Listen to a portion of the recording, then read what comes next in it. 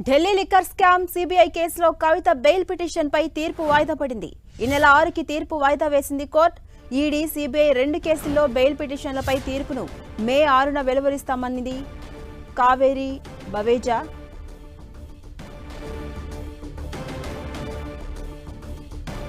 ఇదే అంశంపై మరింత సమాచారం మా ప్రతినిధి గోపి అందిస్తారు. గోపి, కవిత బెయిల్ పిటిషన్ కి సంబంధించి ఇవాళ తీర్పు వస్తుందని అంతా అనుకున్నారు, కానీ మే 6కి వాయిదా వేసింది. అప్డేట్స్ ఏంటి గోపి?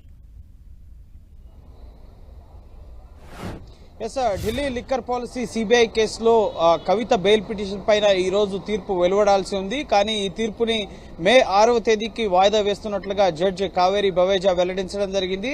మే 6వ తేదీనే సిబిఐ కేసుతో పాటుగా ఈడీ కేసులో, మనీ లాండరింగ్ కేసులో కవిత బెయిల్ పిటిషన్ పైన కూడా తీర్పు ఇప్పటికే రిజర్వ్ అయింది. సో ఆ రోజే ఈ 2 కేసులకు సంబంధించిన బెయిల్ పిటిషన్ల పైన కూడా తీర్పు వెలువరిస్తా అని చెప్పి ఈరోజు జడ్జి కావేరి బవేజా కవిత తరపు న్యాయవాది మోహిత్ రావుకి కోర్టులో స్పష్టం చేయడం జరిగింది. సో 2 కేసుల్లో కవితకు బెయిల్ వస్తుందా రాదా అనేది మే 6వ తేదీన స్పష్టం కాబోతోంది. Delhi liquor policy money laundering కేసులో మార్చి 15వ తేదీన కవిత ఈడీ కేసులో అరెస్ట్ అయ్యారు. అలాగే ఏప్రిల్ 11వ తేదీన సిబిఐ కేసులో అరెస్ట్ అయ్యి ప్రస్తుతం తీహార్ జైల్లో జ్యుడిషియల్ కస్టడీలో భాగంగా తీహార్ జైల్లో ఉన్నారు. సో ఈ 2 కేసుల్లో కూడా బెయిల్ ఇవ్వాలి, కవితను అరెస్ట్ చేయాల్సిన అవసరం లేదు, కవిత బెయిల్ కి అర్హులారు. అలాగే బీఆర్ఎస్ స్టార్ క్యాంపెయినర్ గా ఉన్నారు. ప్రస్తుతం లోక్సభ ఎన్నికల ప్రచార కార్యక్రమాల్లో స్టార్ క్యాంపెయినర్ గా పాల్గొనాల్సి ఉంది. అలాగే వైద్యపరమైన కారణాలు, అలాగే మహిళగా కూడా ఆమెకి అనారోగ్య కారణాల రీత్యా కూడా బెయిల్ ఇవ్వాలి అని చెప్పి ఇటు వాదనల సందర్భంగా కవిత తరపు న్యాయవాదులు వాదనలు వినిపించారు. విక్రమ్ చౌదరి అలాగే నితీష్ రాణా కవిత తరపు వాదనలు వినిపించడం జరిగింది.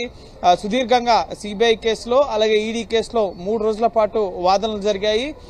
2 కేసుల్లో కూడా కవితకు బెయిల్ ఇవ్వాలి. ఈ కేసులో గతంలోనే కొంతమంది నిందితులకు బెయిల్ వచ్చింది. అలాగే 7 ఏళ్లకు కనిష్టంగా శిక్ష పడే కేసుల్లో ఖచ్చితంగా బెయిల్ ఇవ్వచ్చు నిందితులకి అన్న అంశాలను కూడా కోర్టు దృష్టికి కవిత తరపు న్యాయవాదులు తీసుకెళ్లడం జరిగింది. అలాగే నిందితులు ఇచ్చిన వాంగ్మూలాల ఆధారంగానే ఈ కేసులో కవితను అరెస్ట్ చేయడం జరిగింది. కానీ కవితకు వ్యతిరేకంగా ఎటువంటి ఆధారాలు లేవు అన్న అంశాలకు సంబంధించి, ముఖ్యంగా నగదును రికవరీ చేసుకోవడం కానీ, నగదు ట్రాన్సాక్షన్స్ నేరుగా కవిత జరిపారు అనడానికి కానీ ఎటువంటి ఆధారాలు లేవు. కేవలం ఇతర నిందితులు, సాక్షులు ఇచ్చిన వాంగ్మూలాల ఆధారంగానే కవిత పైన ఛార్జెస్ ఫ్రేమ్ చేశారో అన్న అంశాలని కోర్టు దృష్టికి కవిత తరపు న్యాయవాదులు తీసుకెళ్లడం జరిగింది. సో ఇటు సిబిఐ కూడా ఈ కేసులో కవిత కింగ్ పిన్ గా ఉన్నారు. సౌత్ గ్రూప్ కు సంబంధించి 100 కోట్ల ముడుపులు ఆమ్ ఆద్మీ పార్టీకి చేరవేయడంలో, అలాగే 100 కోట్లను సమకూర్చడంలో కూడా కవిత కీలక పాత్రధారులు. సో ఆమెకు బెయిల్ ఇస్తే ఈ కేసు దర్యాప్తు ప్రభావితం అవుతుంది. సాక్షుల్ని అలాగే ఆధారాలని ప్రభావితం చేస్తారు. గతంలో ఎవిడెన్సెస్ ని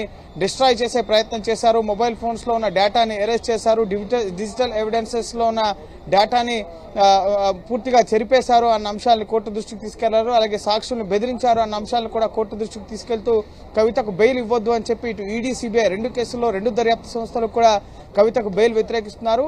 ఇప్పటి వరకు దర్యాప్తు సంస్థలు ఈ కేసులో ఎవరికైతే బెయిల్ వ్యతిరేకించారో సో వారెవరికి కూడా ట్రయల్ కోర్టు స్థాయిలో బెయిల్ అనేది రాలేదు. సో ఒకవేళ ట్రయల్ కోర్టు స్థాయిలో కనుక కవితకు బెయిల్ రాకపోయినట్లయితే కనుక ఈడీ, సిబిఐ 2 కేసుల్లో బెయిల్ రాకపోతే కనుక హైకోర్టుని ఆశ్రయించే యోచనలో కవిత తరపు న్యాయవాదులు ఉన్నారు. సో నెక్స్ట్ మే 6వ తేదీన వచ్చే తీర్పు ఆధారంగా నెక్స్ట్ కవిత లీగల్ బ్యాటిల్ ఏ విధంగా ఉండబోతోంది, హైకోర్టును ఆశ్రయిస్తారా లేక కవితకు బెయిల్ వస్తుందా? ఒకవేళ బెయిల్ వస్తే కనుక ఆవిడ 2 కేసుల్లో విడుదలయ్యే అవకాశం ఉంటుంది. కానీ ఇప్పటివరకు దర్యాప్తు సంస్థలు వ్యతిరేకిస్తున్న వారు ఎవరికి కూడా ఈ కేసులో బెయిల్ రాలేదు. Manish Sisodia trial court, high court, సుప్రీంకోర్టులో క్యూరేటివ్ పిటిషన్ తర్వాత మళ్లీ ట్రయల్ కోర్టుకు వచ్చినా కూడా ఆయనకి బెయిల్ రాలేదు. కాబట్టి సో కవితకు బెయిల్ వస్తుందా రాదా దర్యాప్తు సంస్థలు వ్యతిరేకిస్తున్నాయి. అలాగే ఈ కేసులో అరెస్ట్ అయిన ఏకైక మహిళ కవిత కాబట్టి సో ఒక్క మహిళగా ఆమెకున్న ముఖ్యంగా prevention of money laundering act section 45 కింద ఆమెకి ముఖ్యంగా మహిళగా బెయిల్ ఇవ్వచ్చు అన్న అంశాలను కూడా ఇటు కవిత తరపు న్యాయవాదులు ఈడీ కేసులో వాదనలు వినిపించారు. కాబట్టి సో ఒక మహిళ అన్న కన్సర్న్ మీద ఆమెకు బెయిల్ వస్తుందా రాదా,